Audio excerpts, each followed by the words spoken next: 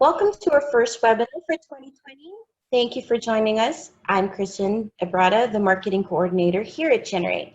If you have any questions or ideas during this session, please share these by typing them into the questions box that's located in your webinar control panel. We are recording this session and registrants will receive the recording and slides after the webinar. I hand you over now to Jen and Craig. Welcome. Thank you, Kristen. Hello, team, and welcome to the first webinar that we'll be running this year. We do these once a month over a lunch hour so that you can grab a sandwich, sit down, take a breath, and tune in and hopefully get something helpful that you can take away with you afterward. So welcome to the webinar. We are Generate Business and Life Solutions, and basically we specialize in working with medical and dental professionals all over New Zealand. And yeah, we'll introduce ourselves. I'm sitting next to Craig, so Craig, say hello. Hi all. Hopefully you've got over the summer excesses and you're back with the mindset to kick your business into a new direction in the new decade that we've just entered. Cool, good. And you are the owner of Generate Solutions? Oh yeah, I'm the owner. I mean, I don't make a big deal out of that. I mean, you'll be able to read about who I am. I'd rather just jump through to the juicy bits. Brilliant. If I forward through, then they'll be able to see. There you go. That's right. Now you can read about Craig. Sorry, I was sleeping at the switch over here. Okay, so that's Craig Yarnsley. He and I have known each other for quite a long time now, been working together for about 9 years, and I'm Jennifer Myers. I'm obviously not from here, I'm from the States, but have been here in New Zealand and am now a New Zealand citizen, so I've been here about 9 years. And I'm the coach and trainer for the team, so we do just heaps of stuff, not only internally with our team here at Generate, but also for our clients. So that's my role. I get out and about. I like to talk. So yeah, that's my thing. And that's why I sit here a little bit on the silent side. I'm that sort of silent but important person. Silent but important. So yeah. When Craig speaks, people listen because he doesn't speak quite that often. So it's good. So what we'll do today, and basically what we do for our clients, is we help them with 4 main things. The first thing is strategy, and that's kind of what we're going to be talking a little bit about today. So we help you clarify what it is you really want from your practice, so that it's helping you to accomplish what you want to accomplish and getting some satisfaction moving forward. We help with planning. So that's putting goals and strategy into place with sensible action plans, support, accountability, all that good stuff that helps keep you putting one foot in front of the other and achieving what you set out to achieve. We support you with growth. So however your practice needs to grow and whatever growth looks like for you is what we're here to support you on. So it's helping you to choose the best approach for your market and for what you want to achieve. And finally, it is exit. So when you decide to step away from that day-to-day, helping you sort out what's next, whether that's growing to another area, whether that's selling up, getting a partner, whatever that might look like. Yeah, so it's kind of from soup to nuts. That's what we can help you with. So moving forward, basically how we do that is by building relationships with our clients. So getting to know you and your practice. We are in New Zealand, we're not in Australia, we're not based in Auckland, we're in the Waikato, so we're very centrally located, so it's easy for us to get out to our clients. We want to become that trusted partner that you go to when you've got a question or you need a bit of advice around something. We help to educate our clients. We provide targeted, customized training for you and your team on a heap of topics that can really have a positive impact on your practice and on your life. And we have relationships with an extended team of professionals that we bring in as needed in the areas of health and safety, human resources, investing, insurance, so that we are really kind of that one-stop shop for you. So if you've got a question around any of those things, we have professionals who we have built relationships with who we can direct you to get that solved. So that's a little bit about us. We're NZ-based professionals serving New Zealand professionals. We can support you with the people side and the number side, which is brilliant. And we're part of an international community of John Maxwell team members. So we're certified leadership coaches and communication coaches. We're big enough to have a team of extended experts, but small enough to really dig in and customize what we do to fit what you need. So yeah, and we come to you, no need to travel, particularly, especially with technology. So it's a beautiful thing. All right, today what we're going to be diving into is broken up into a few different parts. So the first one, please don't roll your eyes, but the first one is conducting a proper SWOT. So I don't remember when the last time was that you've done a SWOT. I don't know if you remember, if it was 6 months ago, 2 years ago, 10 years ago, but it is time today to sit down and give a quick think to where you are in your business and your practice. We're going to have a look at your vision or your ideal big picture. We're going to give you an opportunity to jot down what are your big three goals for 2020. And we're going to help you with how you share your vision and goals with your team in an effective way so that you get them on board. We'll wrap up by sharing some upcoming events and webinar topics that are on the books, and with how to get in touch with us if you have any questions or need some support. So that's where we are today. I hope that today that you've got a pen or a pencil and some paper in front of you, or you've got something you can take notes on, because we're going to be giving you an opportunity today. There'll be a few silent bits where we're giving you an opportunity to think and do as we share the information with you. So as we go through the day, I'll be giving you opportunities to kind of stop and jot down your thoughts as we go through the process. So I hope you've got something to write on. If not, grab that now so that you can get the most out of what we're going to go through today. All right, SWOT. When I shared with Craig that we're doing a SWOT today, he rolled his eyes a little bit. Yeah, you got to remember, I'm an accounting base, so I went to a management school, got my degree in management, and this is one of the things that we've looked at over the last 20, 25 years. And I guess the initial thought with SWOT is it's boring. I tell it like it is. And if you're into the dental business, you're probably thinking the same thing I would. But there is actual value in running a SWOT analysis. You might not think it, and it does lean towards a theoretical side. But once you get over the theory side of SWOT and look at the outcome and move it into the practical, it is actually a good thing to run your business through. So I'm honest, tell it like it is. I'm in the same way. I'm the same as you. I'm in an accounting business in the same way you're a dental business. We have our skills in the various areas we are, and SWOT is tending to be in that sort of middle area. So really good, and don't forget that from a medical perspective, we're all the same. And I'll throw something out here now. We will use the word practice throughout this webinar, but I hate the word. I think we've all practiced long enough, and we're actually in business. So one of the things I'd like you to think about as we work our way through is, move the word practice to business, and it might actually help you start working your way through some of the stuff we've got to do. Good point, Craig. And we've had debates over here for the past couple of years around practice versus business, and my husband's a clinical psychologist, right? So he calls his place a practice. Every medical professional I know of thinks of practice, but the point being, you're no longer practicing unless you're brand spanking new out of school.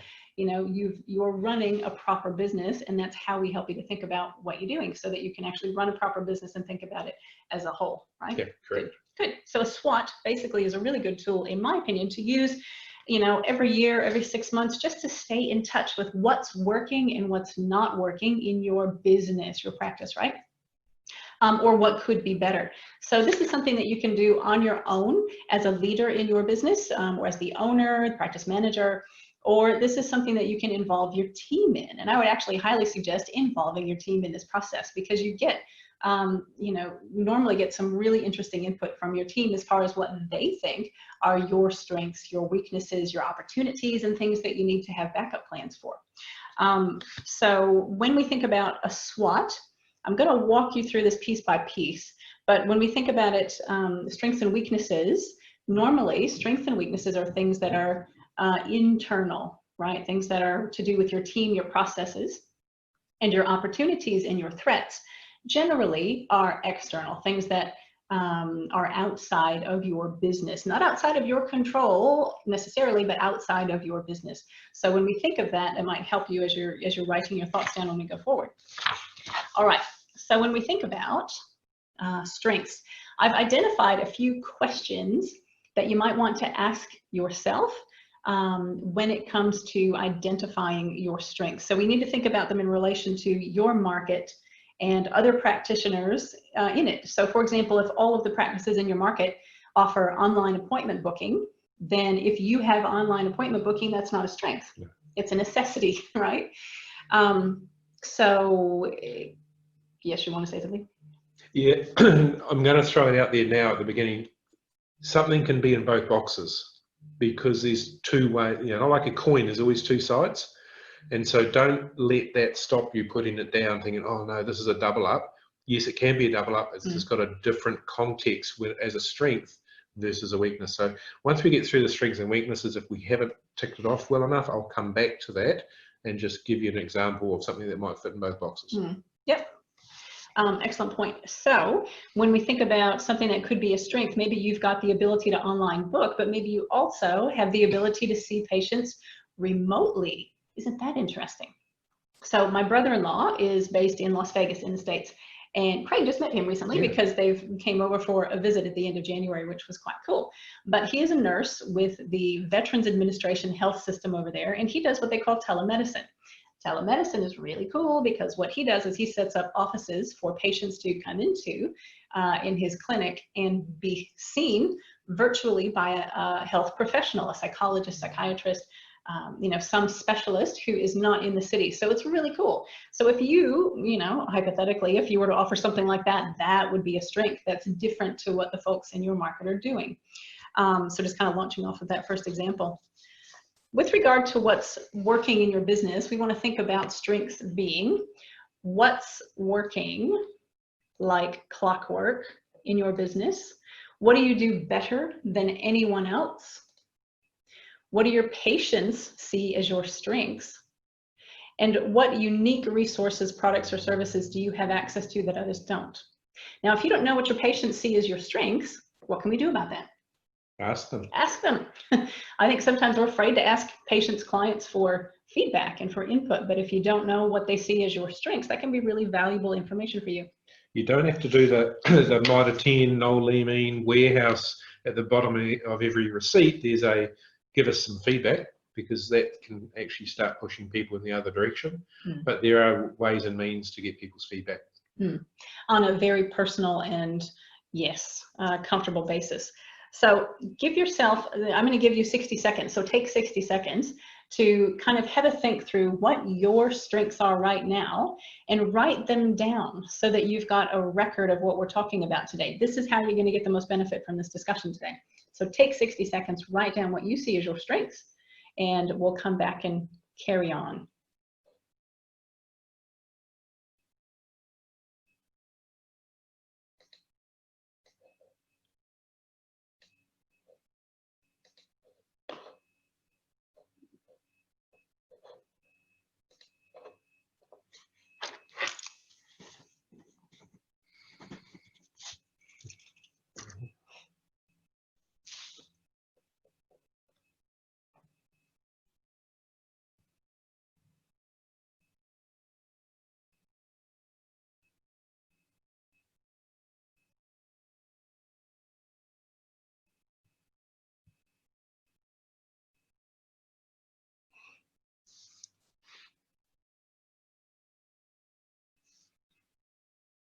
All right, I'll give you about 10 seconds to wrap that jotting up.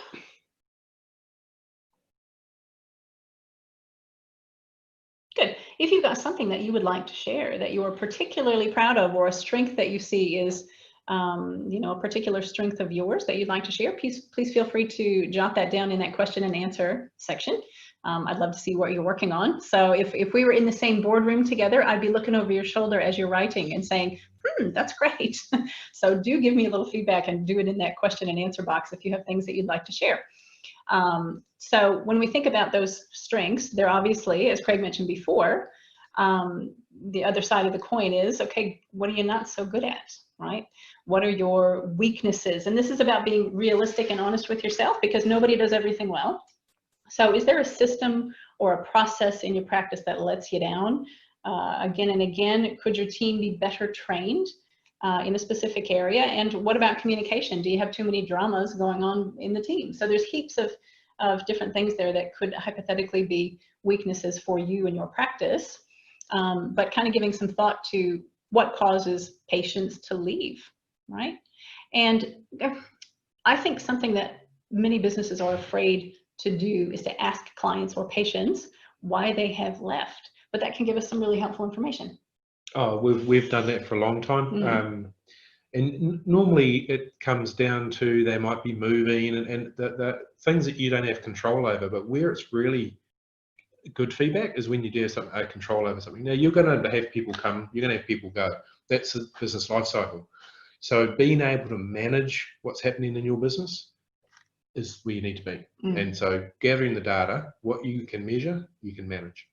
So if you know, it's better to know than not know, right? So the best thing you can do is ask. The worst thing is they won't give you a response, but at least you've asked and you've made that attempt to figure out, hey, what could we do better? What do you know you could improve? Most of us can immediately think of something that we just know in our gut could be better. What is that? Jot it down. What do your patients see as your weaknesses? Your current patients who are with you, who still love you to death, but could say, you know what, this could be a little bit better. Ask them. And what are the friction points in the office? So if your office, you know, if you've got people doubling up on responsibilities, things getting lost, you know, personality clashes, that could be a number of different things that could count as a friction point. What is that? So again, I'm going to give you about 45 to 60 seconds to jot down what you believe are your weaknesses that could be better. And then we're going to go back and look at these together when it comes to opportunities.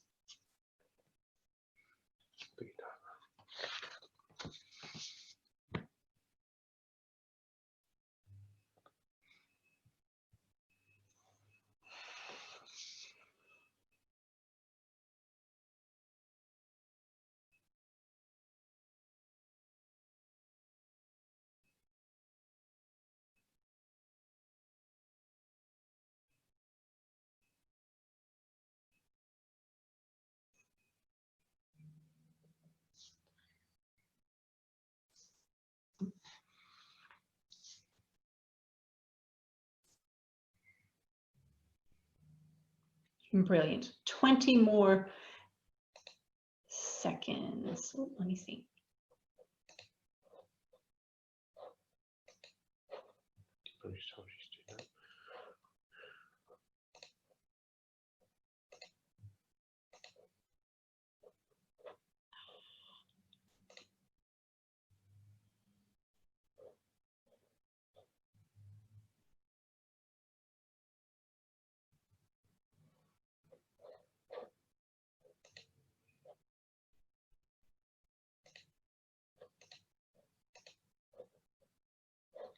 All right, if you have a question, feel free to type your question into the question and answer box that's up on your toolbar.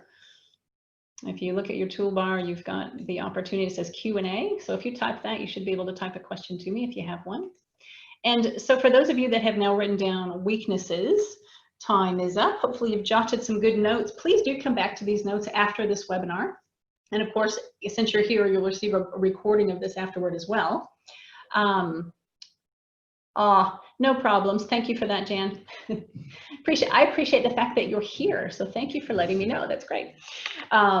Cool. So I'm going to jump in, Jennifer. I'm going to actually talk over you for a minute. Oh, go for it. It doesn't happen all the time. I said before we started this session, this area on strengths and weaknesses, that when we got to the end of it, I'd go back and give you an example where a strength can also be a weakness. So think about your dental business, and you might have a really good nurse in there called Bronwyn. Okay, patients love her, and she's really the be-all and end-all. You know, she makes your business what it is. That's a strength. You know, you can promote the fact that you've got the Bronwyn. She can be a weakness too, because if something happens to Bronwyn, if she decides to move to another business, or if she just leaves for whatever reason, you have now got a problem to deal with. Decides to go on an OE. Yep. So that is a classic that it fits in both boxes, and it really comes down to how do you manage it from both perspectives. Okay, so that's where you need to think about stuff that does cross over, because there will be a different way of handling it to something that sits in one box only. And I have another example, which I think is relevant even for this team here in the past, which is technology, right? Generate is on the forefront of technology with many of our, compatriots up here and within the market. So However, that comes, while that's an advantage and a strength, it can be a weakness as well if your team isn't fully trained on the technology that you're asking it to use. So yeah, that's another thing that can fall into both boxes. And I think especially now with technology becoming what it is and becoming so important, often that can be a strength and a weakness. All right, so now that you have jotted down your strengths and your weaknesses, and again, Jen, now that you're new, make sure you've got a pen and paper to jot down the notes as we're going through today, because I'm giving you time to think through and take notes on some of the things we're talking about. Now we go to opportunities. So when we think about opportunities, a couple of things to consider are, can a weakness, something you've written down in that weakness column, can it become an opportunity if you address it effectively? Now, I know there's, you know, this whole school of thought that says work to your strengths, don't work to your weaknesses, but sometimes there's an opportunity to take something that is a weakness, and with a small tweak or a quick win, you can turn it into an opportunity. Does that make sense? Oh, definitely. You just got to be careful that the weakness isn't too large that it falls into the threat box. Exactly. So it does take some analysis, but where Jennifer's coming from is right. You know, that could be an opportunity to run with.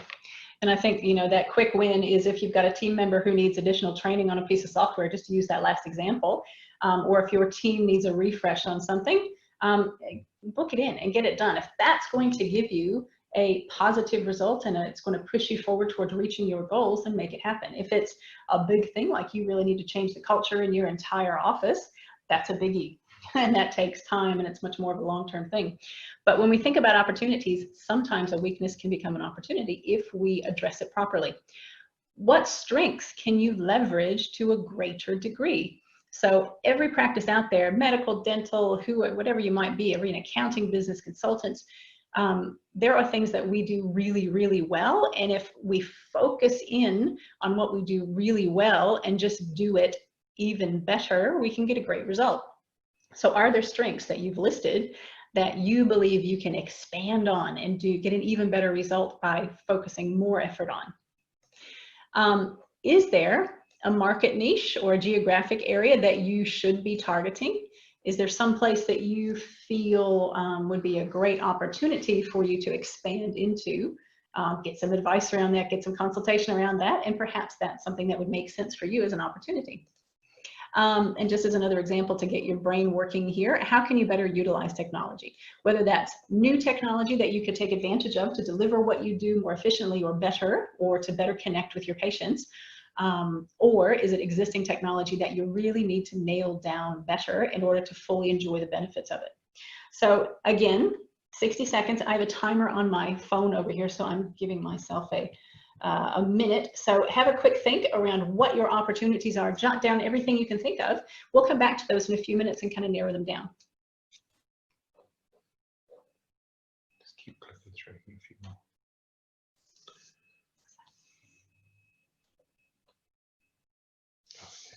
Okay.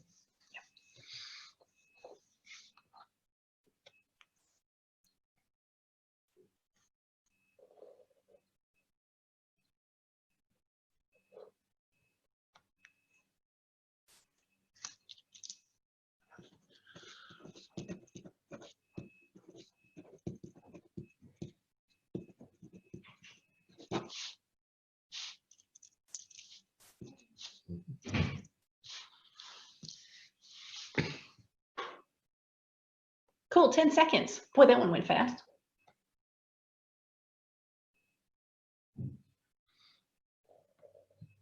Awesome. So again, I'm hoping you're jotting things down that you'll be able to come back to after this session and flesh out your thinking on this. Maybe talk about it with a team member, a consultant, give us a ring if you've got questions. We're happy to walk through any of this stuff with you one-to-one and answer some questions. So jot down those opportunities. Let's quickly flip over to the last bit, the T in the SWOT, which is threats. Nobody wants to think about these, but they are the what ifs that could happen. Worst case scenario, what would happen if the boss, whoever that is in your practice, could no longer work? How would you handle a natural disaster? And obviously we've had heaps of those sorts of things happening over the past couple of years, and I think they're only going to continue to happen. So How do you manage a flood, an earthquake? Do you have processes in place to mitigate those risks? Are there government or law changes that could negatively impact your industry? And what do you need to do to be prepared for those? And are you too isolated and out of touch? Now, why do you think I put that one down, Craig? I don't know, Jennifer. Why did you put that one down? So I think if you're isolated and out of touch, you're kind of shutting yourself off from opportunity. You're shutting yourself off from new things that are happening in your market or in your industry. You're shutting yourself off from potential help. And I think ultimately, if you're too out of touch, you're kind of willfully ignorant. You may find yourself becoming redundant or irrelevant in your market. Does that make sense? It does, and I'll touch on that with an example I want to run with this area. Cool. Once these guys have done their minutes homework. So I'm going to give you 30 seconds on this one to have 30 seconds. Yeah, we're going to shut this one down just a little bit quicker. But have a think through what for you could be a threat in your business or a threat to your existence. And then on the flip side, it's having a quick think through, sweet, do we have a backup plan for that, or do we need to consider that further? Over to you.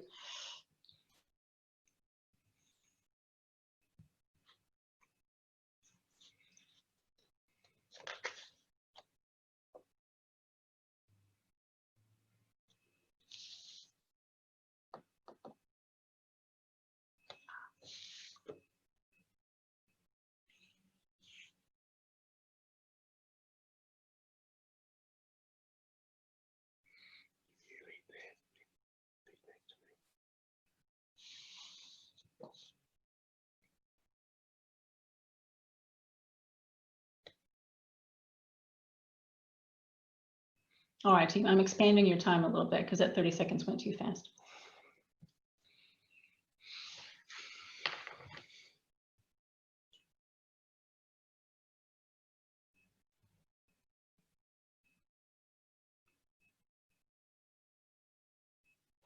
So basically what we're talking about here, and kind of going back to that out of touch, willful ignorance thing, you don't want to become the office of last resort in your market. You want to be the office of choice, that practice of choice. So it's kind of that extra thought around that. And Craig, you had a thought, an example you wanted to show? Yeah, I'll give you a working example. In our industry, you may or may not be aware that the Trust Act has changed. So it changed last year with it actually being enacted January next year. So there's two ways as an accountant I could look at that. One, I could look at it as a threat to my current business with the trusts that I deal with, or I could look at it as an opportunity with either the trusts and businesses I deal with that use a trust, or for new business with trusts. I'm looking at personally as an opportunity because we run our trusts in such a way that we just have to tweak a couple of things based on the new law, and I believe we'll be in a better place than many businesses with the way trusts are handled. So that's something that's happened externally that was outside my control, but when it's been put in front of me, I have used the glass half full look and taken it into an opportunity box as opposed to a glass half empty, which is a threat box. And I think you've got to be careful with the way you perceive things as threats and opportunities. There's a lot of time you don't know what you don't know, so don't let that stop you. Always take a glass full approach, so that you are looking for the positive. And that's why you don't want to be what Jennifer was saying, which is like isolated or not keeping up with what's going on, because that really puts you in a pessimistic space without trying too hard. True, because then you get to feel a bit that whole isolationist thing, and you feel protective and defensive, and you know everything is coming at you, instead of, oh, I'm part of my community and I'm learning and I'm growing and I'm staying in touch with what's happening. So one of the things I'm doing with the trust, just to fill the background, is I believe one of our strengths is our use of technology. We already have that in place, so we're just springboarding off that strength to make the trust changes an opportunity. Cool. So it's using a strength to address what potentially could be a threat to turn it into an opportunity. Cool. Awesome. So hopefully that was helpful for you guys so far. I know there was a lot of space and giving you time to think. I hope you took advantage of it and jotted down your thoughts, because we're going to come back to those as we move forward. So when we think next, basically the next part that we're looking at is your vision or your big picture for the practice, right? So 2 questions that I find are helpful when we look at strategy or the big picture moving forward is, double checking in with yourself on, why are we here? Why do we do what we do? What's the why? And I think that's an important thing, because it can actually be a guidepost or a guide map for you, if you're in touch with it, to help you make better decisions in your practice that help serve not only what you want to accomplish, but help you serve your values. And if you want to have a bit of a read, Simon Sinek's book on why. Start with why. Is a good short read, I found, just to fill in the background in terms of why it's important to have a why. Why it's important to have a why. Because people buy from people who connect with a why, right?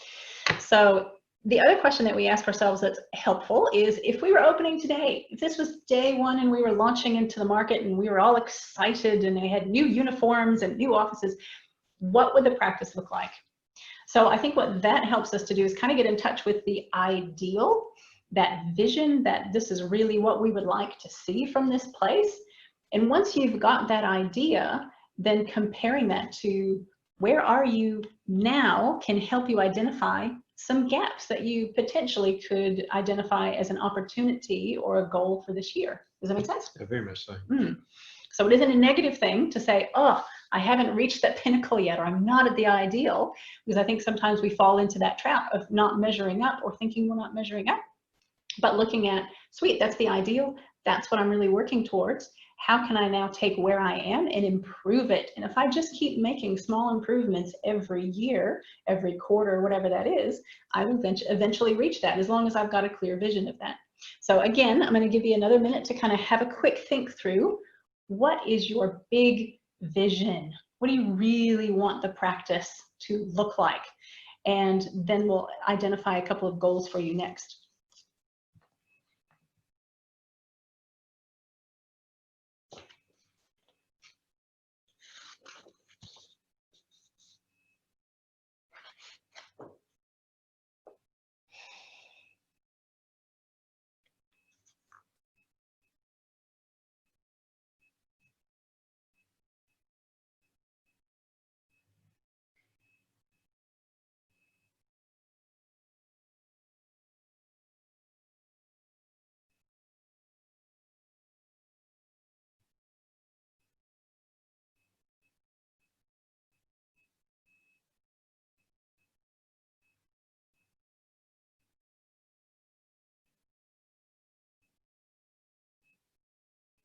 All right, about 10 seconds left to wrap up your thoughts there. And again, come back to this and flesh it out, make it really descriptive and clear in future.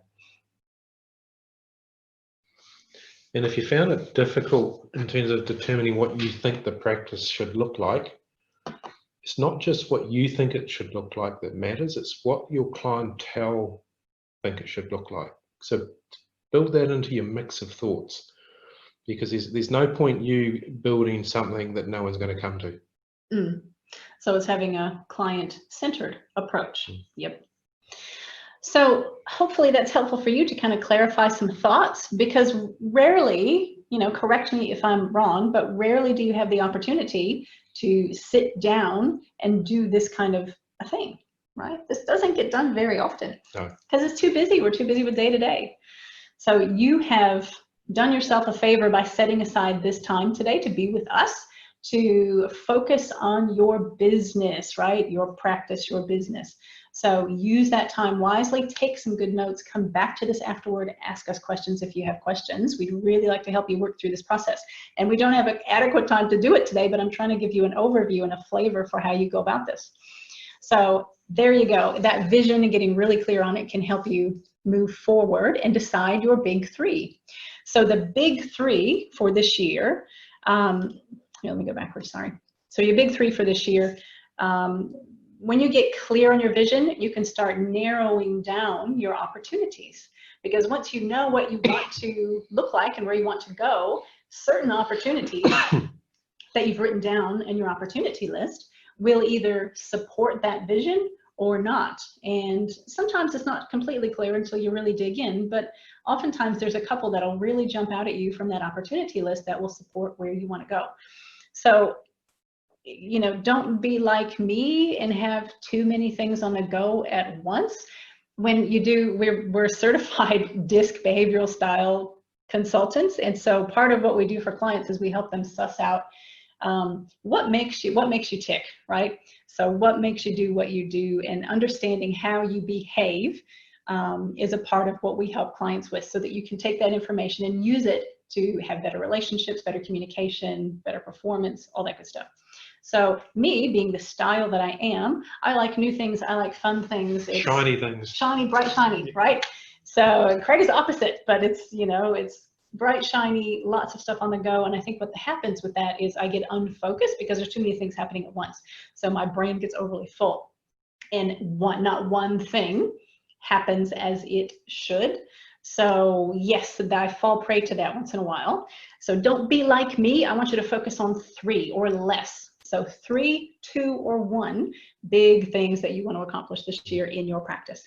You get too much stuff going at once and none of it gets done. So moving forward, a few things to think about as we go through this process to help you identify this is to look at that opportunity list and identify up to 3 opportunities from that list that are feasible to complete in 2020 if you work to a plan. Now, if you tune into the March webinar, we're going to talk about how to put together a sensible project plan around these things. So if you have a plan, then you've got a tool then that you can follow, or steps that you can follow and get your team onto to help you accomplish the goals that you're setting for yourself, your big 3. So identify the 3 opportunities. Are they feasible to complete in 2020 if you have a plan? And do they support your why and your big picture vision, which we kind of already touched on.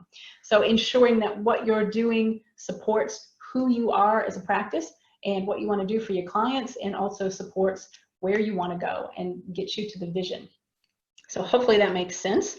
What I want you to do now, the last thing, is to get specific. And I'm not talking about SMART goals here necessarily, because I know that's a trite phrase, but you know, take the S and the S bit and the M bit from that and implement that. When you're writing these goals, get very specific about what it is you want to achieve, and make it something that you can measure progress against. I think too many times we have vague goals. I want to improve. I want to have more patients. You know, etc. How many more patients would you like to have in 2020? So it's those types of things, getting very specific. So again, I'm going to give you a minute. I think this is our last minute, right? So we'll kind of wrap things up here in a few minutes, but take a minute, jot down those top 3. And if you want to share those with me, I would absolutely love that. If you type them into your question and answer session, I will see those. Getting my box up so I can see them. Okay.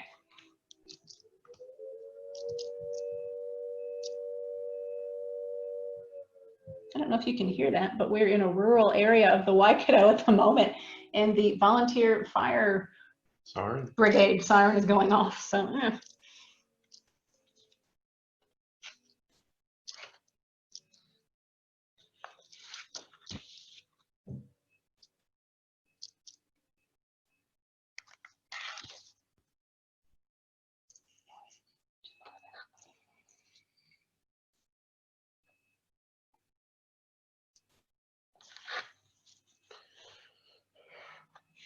All right, team, 10 seconds. And if you would like to share, oh, here we go.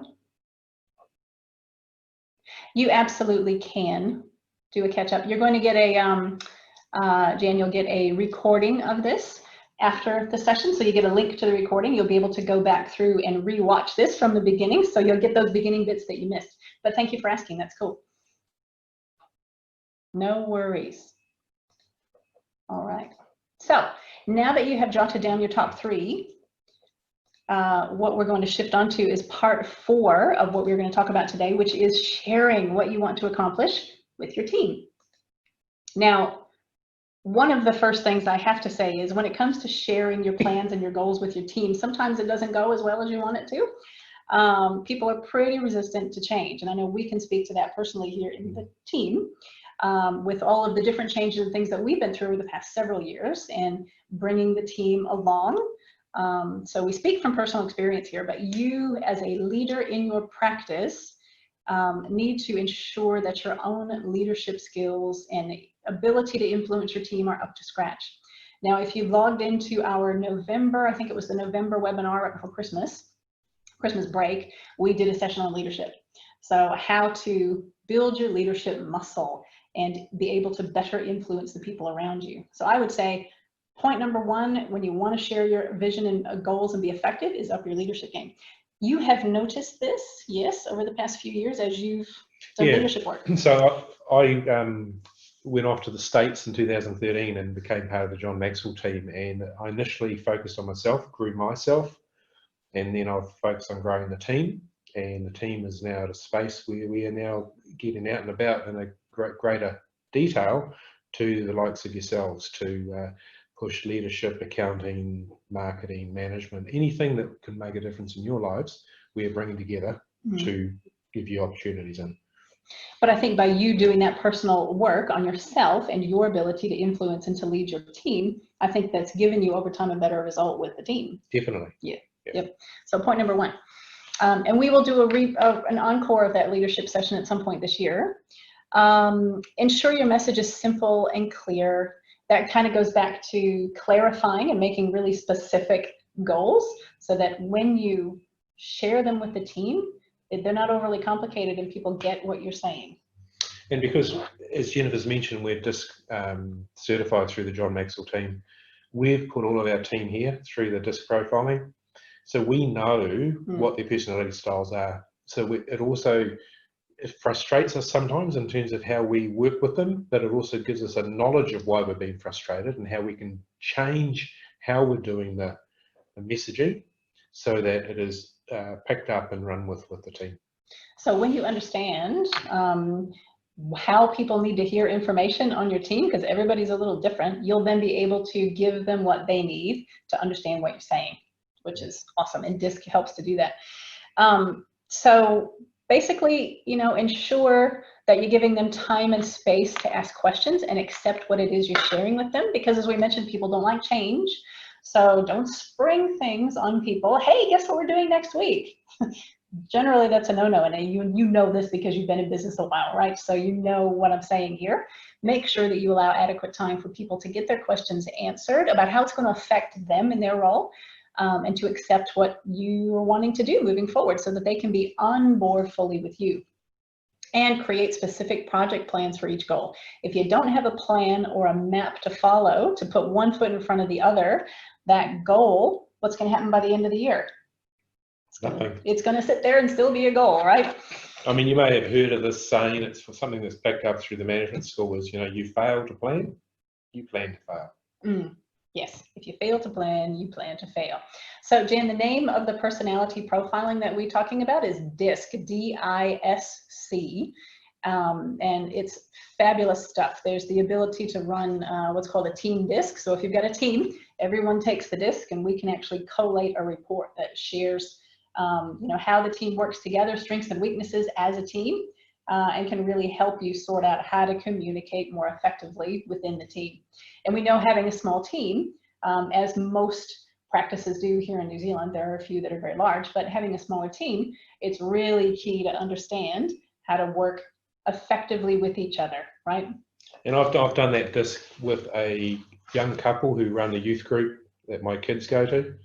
And so husband and wife did the DISC. We then ran a team report across their DISC profiles, and it's helping them immensely in terms of the way they work together in that environment. It's interesting. When knowledge is power. Enough said on that one. Okay, so why is this so important? If you don't have goals in place, you got SSDD. What is SSDD? Same stuff, different day. So you don't want to get to the end of the year and say, oh, I had such grand plans, but nothing happened. So yeah, put a plan in place. Dial into the March webinar and learn how to get a project plan in place, or contact us in the meantime and we'll help you. So again, why is this so important? Basically what we want to do is help you grow yourself so that you can grow your people and grow your practice. Because ultimately when you're developing your abilities and you're sharing those with the team, the business can't help but be better and provide better service. Now, what's coming up. We're in a little wrap-up phase here. So in March, I've mentioned we're doing planning. So breaking down the goals that you've identified into realistic project plans. The art of delegation, right? Because sometimes there are things on there that need to get done, but you can't do them. So how do you make sure they get done? And a few of my best time management tips. So I do whole seminars on time management, but we're going to take a few of those little bits and stick them into this session because it kind of goes along with planning.